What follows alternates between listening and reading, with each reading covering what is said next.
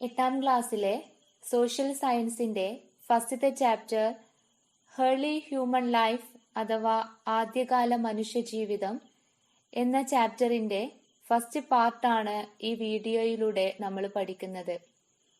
ഈ അധ്യായത്തില് പ്രധാനമായിട്ടും നമ്മൾക്ക് പഠിക്കാനുള്ളത് സ്റ്റോൺ ഏജ് അഥവാ ശിലായുഗങ്ങളെ കുറിച്ചാണ്.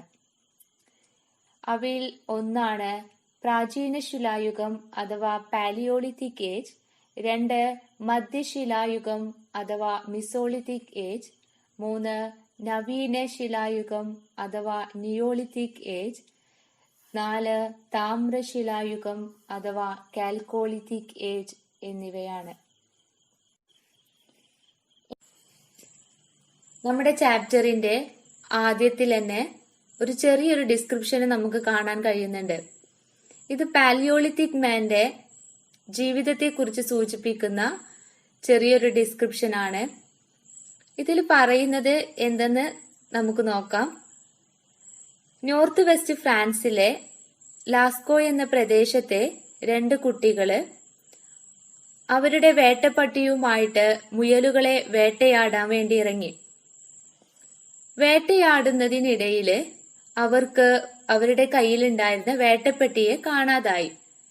പരിഭ്രാന്തയായിട്ടുള്ള ഇവര് അവരുടെ വേട്ടപ്പെട്ടിയെ അന്വേഷിച്ച് നടന്ന് അവര് ചെന്നെത്തിയത് വലിയൊരു ഗുഹക്കുള്ളിലായിരുന്നു. നൂറ്റാണ്ടുകളായിട്ട് ആരും കാണാതെയും ശ്രദ്ധയിൽപ്പെടാതെയും ഇരുന്ന ഒരു വലിയൊരു ഗുഹയിലാണ് അവര് ചെന്നെത്തിയത്. ഈ ഗുഹക്കുള്ളിൽ ചെന്നപ്പോ അവിടെ കണ്ട കാഴ്ചകള് അവരെ അത്ഭുതപ്പെടുത്തി. ഗുഹന്റെ വാളില് നിറയെ വ്യത്യസ്ത ചിത്രങ്ങളില് വ്യത്യസ്ത കളറുകളിലെ കുതിരകളുടെയും കാളകളുടെയും മാനുകളുടെയും ഒക്കെ ചിത്രങ്ങളായിരുന്നു അവിടെ ഉണ്ടായിരുന്നത്. ഈ ഒരു ഡിസ്ക്രിപ്ഷന് നമുക്ക് പറഞ്ഞു തരുന്നത് പ്രാചീന ശിലായുഗ മനുഷ്യര് ഗുഹാഭിത്തികളില് ചിത്രങ്ങള് വരച്ചിരുന്നു എന്നും അതുപോലെ തന്നെ ഗുഹക്കുള്ളില് അവര് ജീവിച്ചിരുന്നു എന്നുള്ളതൊക്കെയാണ്. ഇത്തരത്തിലുള്ള പിക്ചറുകള് പാലിയോളിത്തിക് മാനിനെ കുറിച്ചിട്ടുള്ള വാല്യുബിൾ ആയിട്ടുള്ള ഇൻഫർമേഷനുകളാണ്. ഈ നമ്മൾ അവിടെ താഴെ ഒരു പിക്ചർ കാണുന്നുണ്ട്. ലാസ്കോ, ഫ്രാൻസിലെ ലാസ്കോ എന്ന് പറയുന്ന പ്രദേശത്ത് നിന്ന് കിട്ടിയിട്ടുള്ള ഒരു പിക്ചറാണ്. അവിടെ കാണുന്നത് ബിസണിന്റെ, അതായത് കാളയുടെ ഒരു പിക്ചറാണ് അവിടെ കാണുന്നത്. ഇത്തരത്തിലുള്ള പിക്ചറുകളൊക്കെയും തന്നെ ആദ്യ കാലഘട്ടത്തിലെ മനുഷ്യര് ഗുഹാഭിത്തികളില് വരച്ചിരുന്നതായിട്ടാണ് അറിയപ്പെടുന്നത്. ഇനി പാലിയോളിത്തിക് ഏജ് അഥവാ പ്രാചീന ശിലായുഗത്തെ കുറിച്ചാണ് പറയുന്നത്.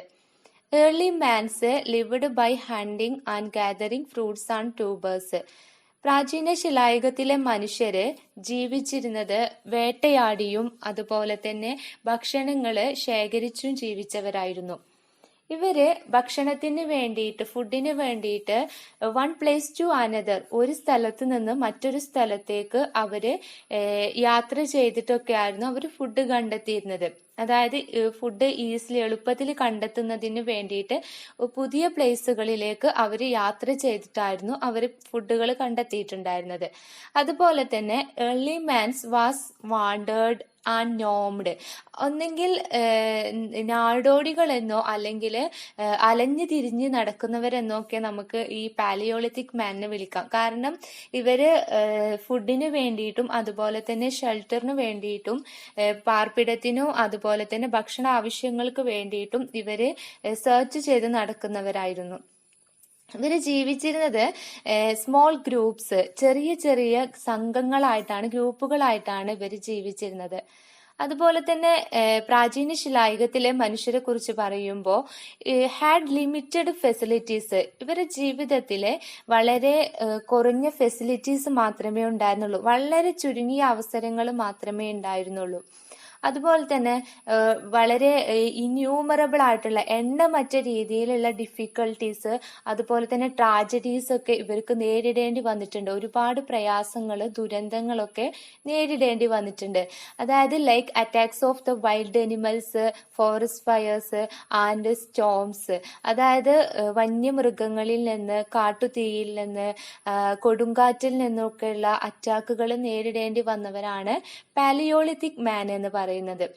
ഇത്തരത്തിലുള്ള സിറ്റുവേഷനുകളെല്ലാം, സാഹചര്യങ്ങളെല്ലാം തന്നെ ഓവർകം ചെയ്ത് ജീവിച്ചവരായിരുന്നു ഏർലി മാൻസ്. അതുപോലെ ഇവര് വൈൽഡ് അനിമലിൽ നിന്നുള്ള അറ്റാക്കുകളൊക്കെ ഓവർകം ചെയ്യുന്നതിന് വേണ്ടിയിട്ട്, അല്ലെങ്കിൽ അവരിൽ നിന്ന്, വൈൽഡ് അനിമൽസിൽ നിന്നും എസ്കേപ്പ് ആവുന്നതിന് വേണ്ടിയിട്ട് പവർഫുൾ ആയിട്ടുള്ള വെപ്പൺസ്, അതുപോലെ തന്നെ ടൂൾസ് ഒക്കെ നിർമ്മിച്ചെടുക്കുകയുണ്ടായി. അവസാനത്തിൽ ഇവർ ഇനി ഒബ്സർവ് ദ പിക്ചർ. നമ്മുടെ ബുക്കിൽ കാണുന്ന ഈ 4 പിക്ചറുകളും പാലിയോളിത്തിക് ഏജിനെ മെൻഷൻ ചെയ്യുന്ന പിക്ചറുകളാണ്. ഇവയിലെ ഒന്ന് ഗ്രൂപ്പ് ഡാൻസിനെ കാണിക്കുന്നത്, അതായത് ഇന്ത്യയിലെ ബിംബേഡ്കയിൽ നിന്നും കിട്ടിയതാണ്. മറ്റൊന്ന് ഇന്ത്യയിലെ ബിംബേഡ്കയിൽ നിന്ന് തന്നെ ഹണ്ടിങ്ങിനെ സൂചിപ്പിക്കുന്ന പിക്ചറാണ്. മറ്റൊന്ന് സ്പെയിനിലെ അൾട്ടാമിറയിൽ നിന്നും കിട്ടിയതാണ്. ബോറിനെ അഥവാ കാട്ടുപന്നിനെ സൂചിപ്പിക്കുന്ന പിക്ചറാണ്. മറ്റൊന്ന് ഫ്രാൻസിലെ ഷോവയിൽ നിന്നും കിട്ടിയതാണ്. അത് ബിസണ് അഥവാ കാട്ടുപോത്തിനെ സൂചിപ്പിക്കുന്ന പിക്ചറാണ്. ഈ പിക്ചറുകളുടെ ഒരു പ്രത്യേകത എന്തെന്ന് വെച്ചിട്ടുണ്ടെങ്കിൽ, ഈ cave paintings drawn by palaeolithic man around 10,000 years back, 10,000 വർഷങ്ങൾക്ക് മുമ്പ് പ്രാചീന ശിലായുഗ മനുഷ്യര് വരച്ചിട്ടുള്ള ചിത്രങ്ങളാണ് ഇവ. ഈ ചിത്രങ്ങളൊക്കെ ഏർലി മാൻസിന്റെ ലൈഫിനെ കുറിച്ചുള്ള ഇമ്പോർട്ടന്റ് ആയിട്ടുള്ള ഇൻഫർമേഷനുകളാണ് കേവ് പെയിന്റിങ്സ്. ഇവിടെ ഒരു ക്വസ്റ്റ്യൻ കൊടുത്തിട്ടുണ്ട്. Why are they drawn inside the caves? എന്തുകൊണ്ടായിരിക്കാം ഇവ ഗുഹക്കുള്ളിൽ വരച്ചത്? ഈ പിക്ചറുകൾ എന്തുകൊണ്ടാണ് ഗുഹക്കുള്ളിൽ വരച്ചത്? നമുക്കറിയാം ഏർലി പീപ്പിൾ ജീവിച്ചിരുന്നത് ഗുഹക്കുള്ളിലായിരുന്നു എന്ന്, അല്ലെ? അപ്പൊ ഇതിന്റെ ആൻസർ ഇതാണ്. Early people lived in caves. This picture will be drawn on the wall of the cave by them in leisure time. അതായത് പ്രാചീന ശിലായുഗത്തിലെ അഥവാ പ്രാചീന മനുഷ്യര് ജീവിച്ചിരുന്നത് ഗുഹക്കുള്ളിലാണ്. അതുകൊണ്ട് തന്നെ ഈ പിക്ചറുകള് ഗുഹാഭിത്തിയില് ഇവര് അവരുടെ ലേഷ്യർ ടൈമില്, വിശ്രമവേളകളില് വരച്ചിട്ടുള്ള ചിത്രങ്ങളാണ് ഇവ. ഒന്നും കൂടി പറയാണ്. Early people lived in cave. This picture will be drawn on the wall of the cave by them in leisure time. ഗുഹാചിത്രങ്ങള് ഇവര് വരച്ചിട്ടുള്ളത് അവരുടെ വിശ്രമവേളകളിലായിരുന്നു. അതുപോലെ തന്നെ ഏർലി പീപ്പിൾസ് ജീവിച്ചിരുന്നത് ഗേവിലായിരുന്നു. അതുകൊണ്ടാണ് അവര് ഈ പിക്ചറുകളൊക്കെയും എവിടെ വരച്ചത്? ഗുഹക്ക് ഉള്ളില് വരച്ചത്. നെക്സ്റ്റ് ക്വസ്റ്റ്യൻ അവിടെ കൊടുത്തിട്ടുള്ളത്, what are the features of this cave painting? ഈ ഗുഹാചിത്രങ്ങളുടെ സവിശേഷതകൾ എന്തെല്ലാമാണ്? അവിടെ ഒറ്റ ഒരു പോയിന്റ് കൊടുത്തിട്ടുണ്ട്. Most of thems are pictures of animals. മൃഗങ്ങളുടെ ചിത്രങ്ങളാണ് അവയിൽ അധികവും. ബാക്കിയുള്ളത് നോക്കുക. Second, pictures of hunting. വേട്ടയാടലിന്റെ പിക്ചറുകളാണ്, അതായത് ചിത്രങ്ങളാണ്. Third, pictures of group dance. സംഘ നൃത്തത്തിന്റെ ചിത്രങ്ങളാണ്. Fourth, colours were used. അവര് ചിത്രങ്ങളിലെ നിറങ്ങൾ യൂസ് ചെയ്തിട്ടുണ്ടായിരുന്നു, ഉപയോഗിച്ചിട്ടുണ്ടായിരുന്നു. Fifth, they picturised the movings of animals. മൃഗങ്ങളുടെ ചലനങ്ങൾ അവർ ചിത്രീകരിച്ചിട്ടുണ്ടായിരുന്നു. ഒരു തവണയും കൂടി പറയാണ്. Most of thems are pictures of animals. മൃഗങ്ങളുടെ ചിത്രങ്ങളാണ് അവയിൽ അധികവും. Second, pictures of hunting. വേട്ടയാടലിന്റെ ചിത്രങ്ങളുണ്ട്. Third, pictures of group dance. സംഘനൃത്തത്തിന്റെ ചിത്രങ്ങൾ. Fourth, colours were used. ചിത്രങ്ങളില് അവര് നിറങ്ങൾ ഉപയോഗിച്ചിട്ടുണ്ടായിരുന്നു. Fifth, they picturised the movings of animals. മൃഗങ്ങളുടെ ചലനങ്ങൾ അവർ ചിത്രീകരിച്ചിട്ടുണ്ടായിരുന്നു. ഈ വാൾ പെയിന്റിങ്സ് ഹേർലി മാൻസിന്റെ ലൈഫിനെ കുറിച്ച് എന്തൊക്കെ ഇൻഫർമേഷനുകളാണ് തരുന്നതെന്ന് നോക്കാം. What information about the life of the early man can be obtained from this picture?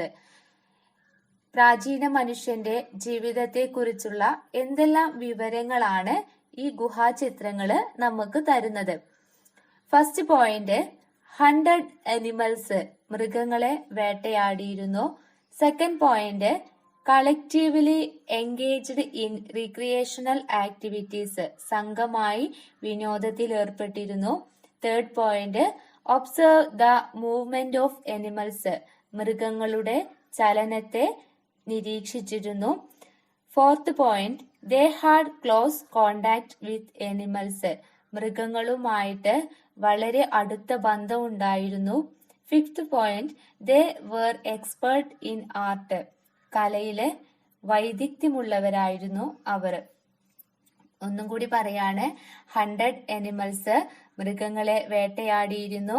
Second, collectively engaged in recreational activities, സംഘമായി വിനോദത്തിൽ ഏർപ്പെട്ടിരുന്നു. Third, observe the movement of animals, മൃഗങ്ങളുടെ ചലനങ്ങളെ നിരീക്ഷിച്ചിരുന്നു. Fourth point, they had close contact with animals, മൃഗങ്ങളുമായിട്ട് വളരെ അടുത്ത ബന്ധം ഉണ്ടായിരുന്നു. Fifth point, they were expert in art, കലയിലെ വളരെ വിദഗ്ധന്മാരായിരുന്നു പ്രാചീന ശിലായുഗത്തിലെ മനുഷ്യർ. ഈ പാലിയോളിത്തിക് മാന്റെ ലൈഫ് ആൻഡ് പെയിന്റിങ്സ് ഒക്കെ എങ്ങനെയായിരുന്നു എന്നൊന്ന് നോക്കാം. ഇതില് different colours were used in cave paintings, cave പെയിന്റിങ്സില് വ്യത്യസ്തമായിട്ടുള്ള നിറങ്ങള് ഉപയോഗിച്ചിരുന്നു. ഈ നിറങ്ങള് ഇവര് ഉപയോഗിച്ചിരുന്നത് mixture of plant and powdered laterite, സസ്യങ്ങളുടെ ചാറും അതുപോലെ തന്നെ ചെങ്കൽപ്പൊടിയും ചേർത്താണ് നിറങ്ങൾ ഉണ്ടാക്കിയിരുന്നത്. ബിസണ് അതുപോലെ തന്നെ ബോറിന്റെയും പിക്ചർ, കാട്ടുപന്നിയുടെയും കാട്ടുപോത്തിന്റെയും ഒക്കെ പിക്ചറുകൾ നമ്മൾ കണ്ടു. ഇതേപോലെ തന്നെ ഹോസിന്റെ, അതുപോലെ ഡീറ്, ലയൺ, ലിയോപ്പേർഡ്, ബീറ്, ഹൈന, ഇത്തരത്തിലുള്ള പിക്ചറുകളൊക്കെയും നമുക്ക് ഗുഹാചിത്രങ്ങളിൽ നിന്ന് കണ്ടെടുക്കാൻ കഴിഞ്ഞിട്ടുണ്ട്. അതായത് ഹോസ് കുതിരകളുടെ, ഡീറ് മാനിന്റെ, അതുപോലെ ലയണ് സിംഹം, ലിയോപ്പേർഡ് പുള്ളിപ്പുലി, അതുപോലെ തന്നെ ബിയറ് കരടി, ദെൻ ഹൈന കഴുതപ്പുലി, ഇത്തരത്തിലുള്ള പിക്ചറുകളൊക്കെ ഗുഹാ ചിത്രങ്ങളിൽ നിന്ന് ഗേവ് പെയിന്റിങ്സിൽ കണ്ടെടുക്കാൻ സാധിച്ചിട്ടുണ്ട്. അതുപോലെ തന്നെ പ്രിമിറ്റീവ് മാന്റെ ലൈഫ് എന്ന് പറയുന്നത് അവർക്ക് ഗേവിന്റെ ഉള്ളിലേക്ക്, ഗുഹക്കുള്ളിലേക്ക് കിട്ടുന്ന സൺലൈറ്റ് എന്ന് പറയുന്നത് വളരെ ഇൻസഫിഷ്യന്റ് ആയിരുന്നു. സൂര്യപ്രകാശം വളരെ കുറഞ്ഞ അളവിൽ മാത്രമേ ലഭിക്കുന്നുണ്ടായിരുന്നുള്ളൂ. അതുകൊണ്ട് തന്നെ animal fat was used as fuel for lighting in the cave where sunlight was insufficient. സൂര്യപ്രകാശം ആവശ്യത്തിന് ലഭിക്കാതിരുന്ന ഗുഹകളില് മൃഗക്കൊഴുപ്പ് ഉപയോഗിച്ച് തീ കത്തിച്ചാണ് വെളിച്ചം ലഭ്യമാക്കിയിരുന്നത്. സൺലൈറ്റ് കിട്ടാതിരുന്ന ഗുഹക്കുള്ളിലേക്ക് മൃഗക്കൊഴുപ്പ് ഉപയോഗിച്ചാണ് ഇവര് വെളിച്ചം കണ്ടെത്തിയിട്ടുണ്ടായിരുന്നത്. അതുപോലെ തന്നെ ഇവയില് ഹണ്ടിങ്ങിന്റെ പിക്ചറുകള് മെൻഷൻ ചെയ്യുന്നത് planning of the hunting ground and the പ്രേ, വേട്ട നടത്തേണ്ട സ്ഥലം, വേട്ടയാടേണ്ട മൃഗം എന്നിവ ആസൂത്രണം ചെയ്തതിന്റെ തെളിവുകളാണ്. പിന്നെ വാളിലെ പിക്ചറുകള് വരച്ചിരുന്നത് പോലെ തന്നെ അവര് കേവിന്റെ സീലിങ്ങില്, ഗുഹക്കുള്ളിലെ ഭിത്തികളിലും അവര് മേൽഭിത്തിയിലും അവര് പിക്ചറുകൾ വരച്ചിട്ടുണ്ടായിരുന്നു. ഇത്തരത്തിലുള്ള ഈ ഗേവ് പെയിന്റിങ്സ് എന്നൊക്കെ പറയുന്നത് this stands in evidence of expert of early humans, പ്രാചീന മനുഷ്യരുടെ വൈദഗ്ധ്യത്തിന്റെ തെളിവുകളാണ് ഈ പിക്ചറുകളൊക്കെ. ഇതുപോലെ തന്നെ ഗുഹക്കുള്ളിൽ നിന്നും ഏർലി മാനിന്റെ ലൈഫിനെ സൂചിപ്പിക്കുന്ന ചില എവിഡൻസ് കൂടി കിട്ടിയിട്ടുണ്ട്. അവയാണ് cooked food, ash, bone and skulls of animals, left over of fruits, vegetables and fresh water fishes. Cooked food വേവിച്ച ഭക്ഷണങ്ങള്, ആഷസ് ചാരം, and bones and skulls of animals മൃഗങ്ങളുടെ എല്ലുകളും തലയോട്ടികളും, then left over of fruits, vegetables and fresh water fishes പഴങ്ങളുടെയും പച്ചക്കറികളുടെയും ശുദ്ധജല മത്സ്യങ്ങളുടെയും അവശിഷ്ടങ്ങൾ. ഇത്തരം എവിഡൻസിന്റെ ബേസില് ഏർലി മാൻസിന്റെ ലൈഫിനെ കുറിച്ച് മറ്റെന്തൊക്കെ ഇൻഫർമേഷനുകളാണ് കിട്ടുന്നത് എന്ന് നമുക്ക് നോക്കാം. What else can be comprehend from them about the early man life? പ്രാചീന മനുഷ്യന്റെ ജീവിതത്തെ കുറിച്ച് മറ്റ് എന്തെല്ലാം വിവരങ്ങളാണ് നമുക്ക് കണ്ടെത്താൻ സാധിക്കുന്നത്? ഇപ്പൊ നമുക്ക് പറയാം, ദേ കുക്കഡ് ഫുഡ്. നമ്മൾ പറഞ്ഞു കുക്കഡ് ഫുഡ് ഗുഹക്കുള്ളിൽ നിന്നും കണ്ടെത്തിയിരുന്നു എന്ന്. അതുപോലെ തന്നെ ആഷ് കണ്ടെത്തിയിരുന്നു, ചാരം കണ്ടെത്തിയിരുന്നു എന്ന് പറഞ്ഞു. അപ്പൊ നമുക്ക് ഫസ്റ്റ് പോയിന്റ് ആയിട്ട് പറയാം, ദേ കുക്കഡ് ഫുഡ്, അവര് ഭക്ഷണങ്ങള് വേവിച്ചിരുന്നു. എന്നാൽ second point, fruits, vegetables and fresh water fishes etcetera were include in the food. അവര് പഴങ്ങള്, അതുപോലെ തന്നെ പച്ചക്കറികള്, അതുപോലെ തന്നെ ശുദ്ധജല മത്സ്യങ്ങള് ഒക്കെ തന്നെ അവര് ഭക്ഷണത്തില് ഉൾപ്പെടുത്തിയിരുന്നു. പിന്നെ bones of animals were used as weapons. അവരുടെ അനിമൽസിന്റെ ബോൺസ് അവര് ആയുധത്തിന് വേണ്ടിയിട്ട് ഉപയോഗിച്ചിരുന്നു. Once again, they cooked food, അവര് ഭക്ഷണം വേവിച്ചിരുന്നു.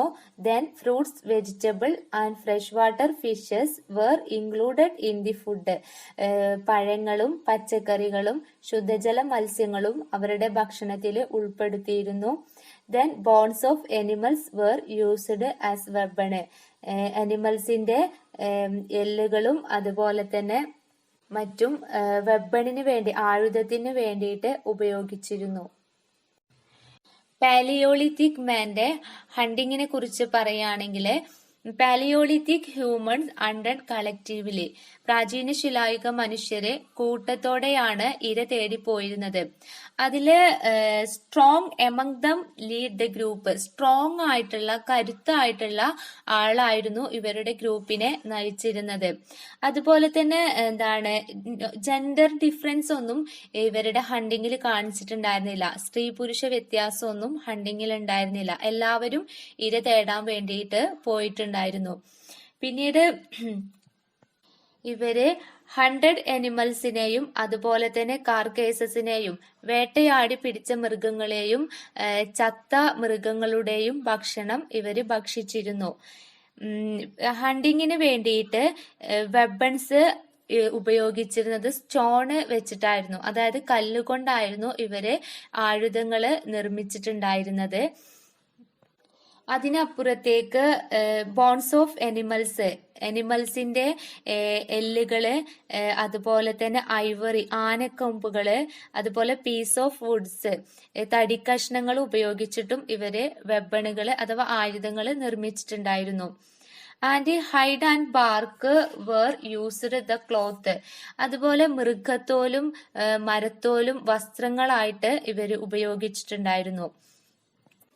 അനിമൽസിന്റെ ബോൺസ് ഉപയോഗിച്ചിട്ട് അവര് സ്വീയിങ്ങിന് വേണ്ടിയിട്ടുള്ള, അതായത് തുന്നലിന് വേണ്ടിയിട്ടുള്ള needle നിർമ്മിച്ചിട്ടുണ്ടായിരുന്നു.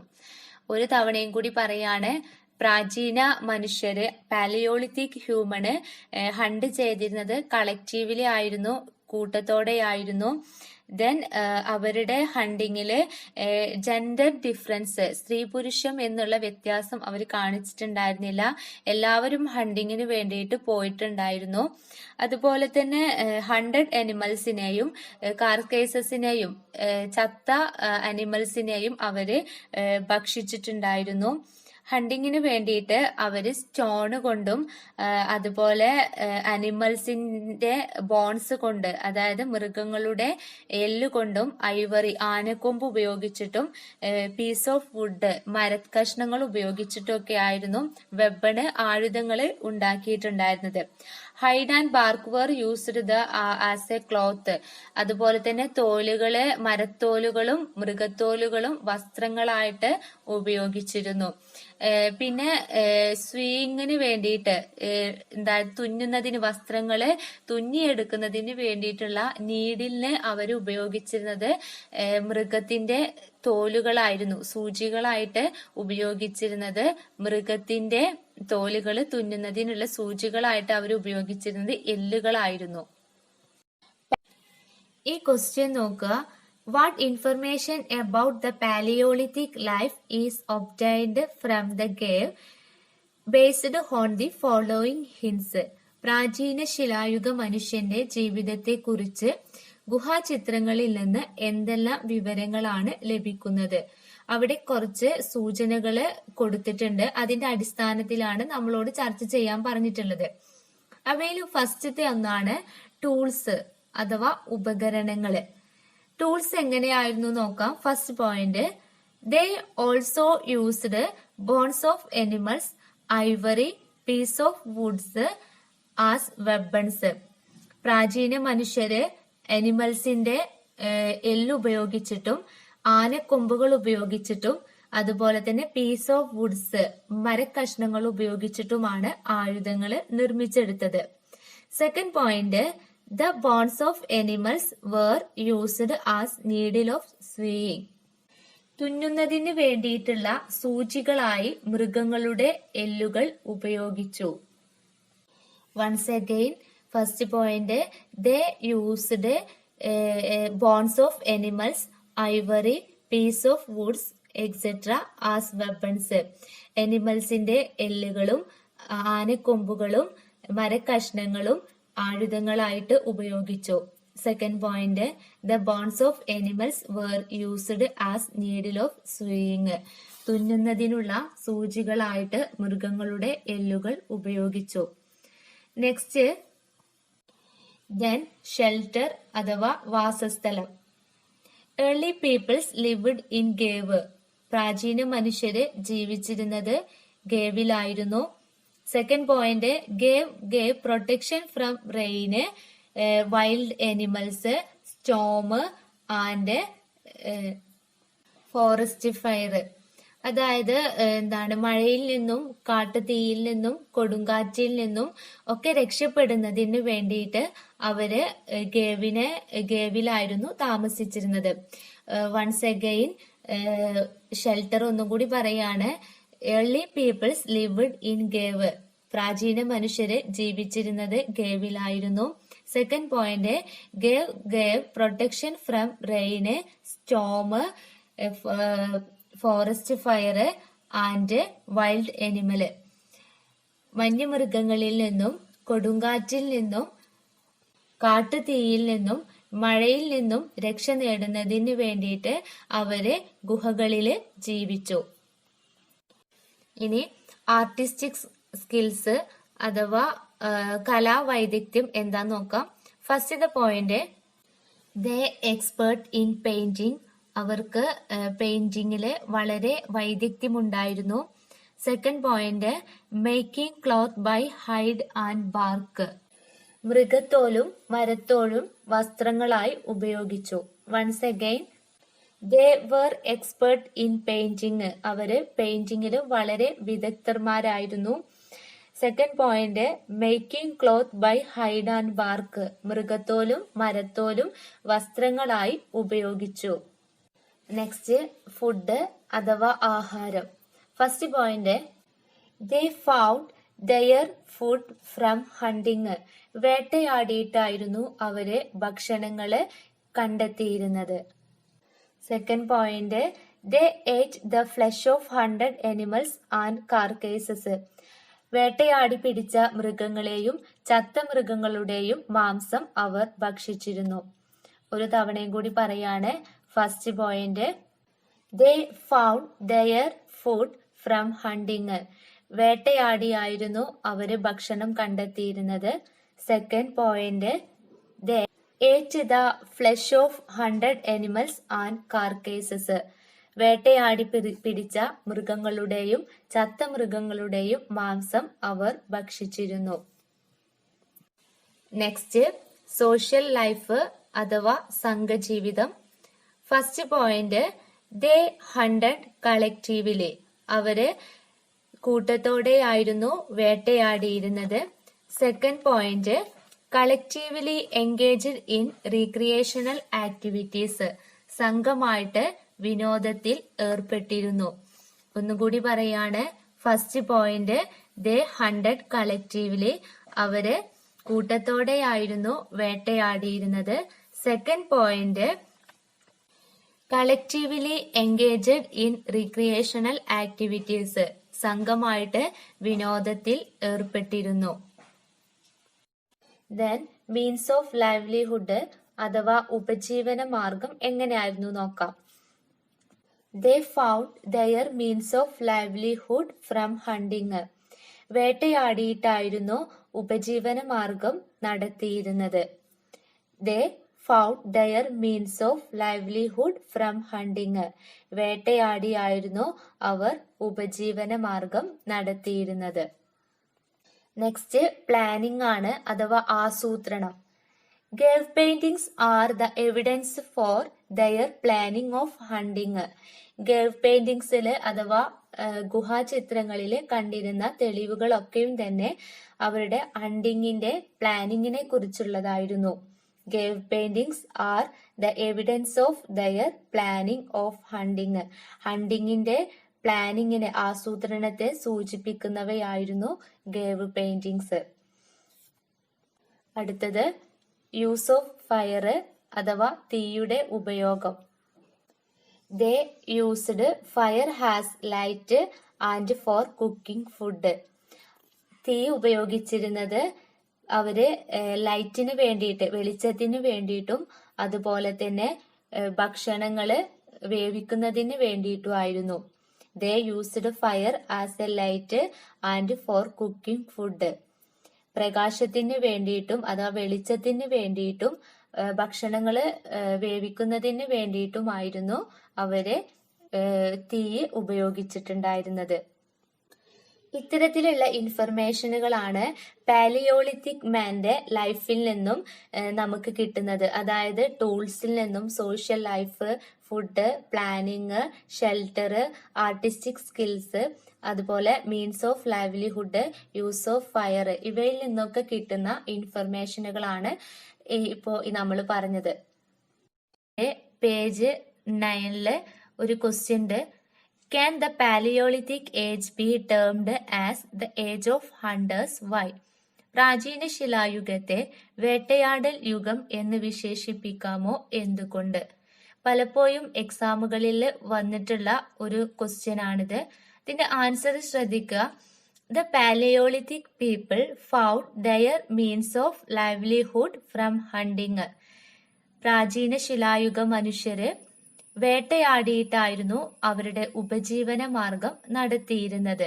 So we can characterized the palaeolithic period as the age of hunter. അതുകൊണ്ട് തന്നെ നമുക്ക് പാലിയോളിത്തിക് പീരിയഡിനെ അഥവാ പ്രാചീന ശിലായുഗത്തെ വേട്ടയാടൽ യുഗം എന്ന് വിശേഷിപ്പിക്കാം എന്നാണ് പറയുന്നത്. ഒരു തവണയും കൂടി.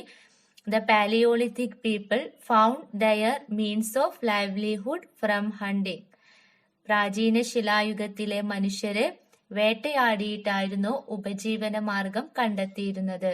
So we can characterize the palaeolithic period as the age of hunter. അതുകൊണ്ട് തന്നെ ഈ ഒരു യുഗത്തെ, പാലിയോളിത്തിക് ഏജിനെ വേട്ടയാടൽ യുഗം അഥവാ ഏജ് ഓഫ് ഹണ്ടർ എന്ന് വിളിക്കാം. ഏർലി ഹ്യൂമൻസിന്റെ ടെക്നോളജിക്കൽ അഡ്വാൻസ്മെന്റിന്റെ എവിഡൻസും കൂടി പിന്നീട് കണ്ടെത്താൻ സാധിച്ചിട്ടുണ്ട്. അതായത് സാങ്കേതിക വിദ്യയിലെ പ്രാചീന മനുഷ്യരുടെ മുന്നേറ്റങ്ങളുടെ തെളിവുകൾ പിന്നീട് ലഭിച്ചിട്ടുണ്ട്. അവയിൽ ചിലതാണ് താഴെ കൊടുത്തിട്ടുള്ളത്.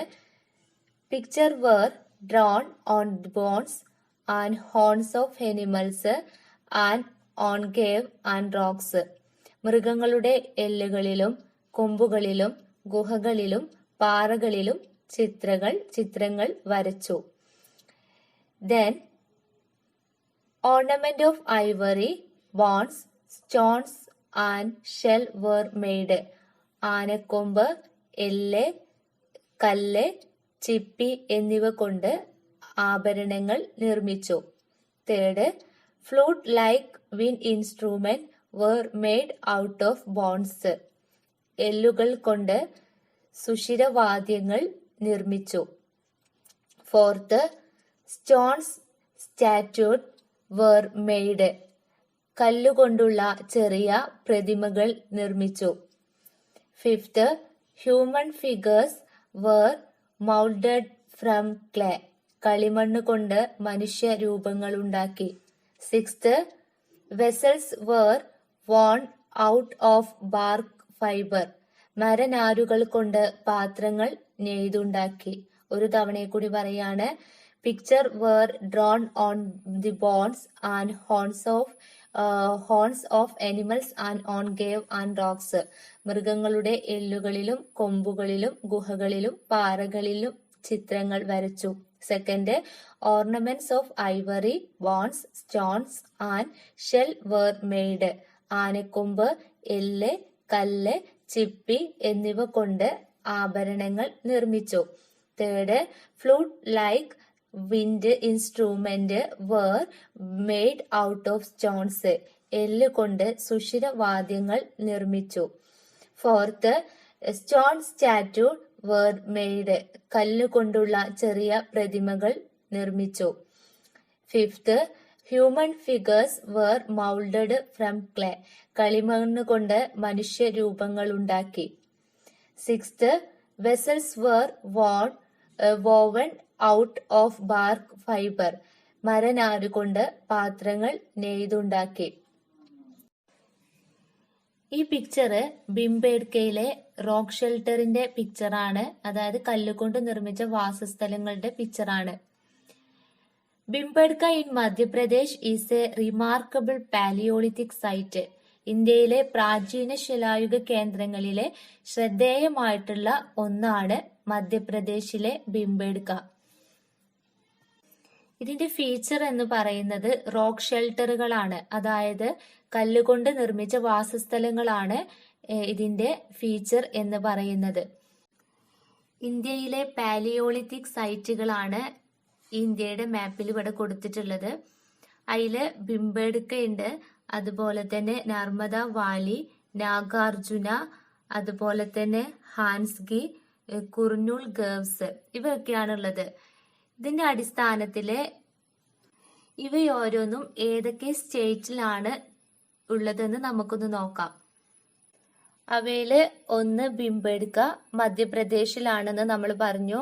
അടുത്തതാണ് നർമ്മദ വാലി. നർമ്മദ വാലി ഉള്ളത് അതിന്റെ സ്റ്റേറ്റ് എന്ന് പറയുന്നത് മധ്യപ്രദേശ്, അതുപോലെ തന്നെ മഹാരാഷ്ട്ര, ഗുജറാത്ത് എന്നീ 3 സ്റ്റേറ്റുമായിട്ട് ബന്ധപ്പെട്ടതാണ് നർമ്മദ വാലി. മറ്റേതാണ് ഹൻസ്കി. ഇത് കർണാടകയിലാണ് ഉള്ളത്. ഹൻസ്കി കർണാടകയിലാണ്.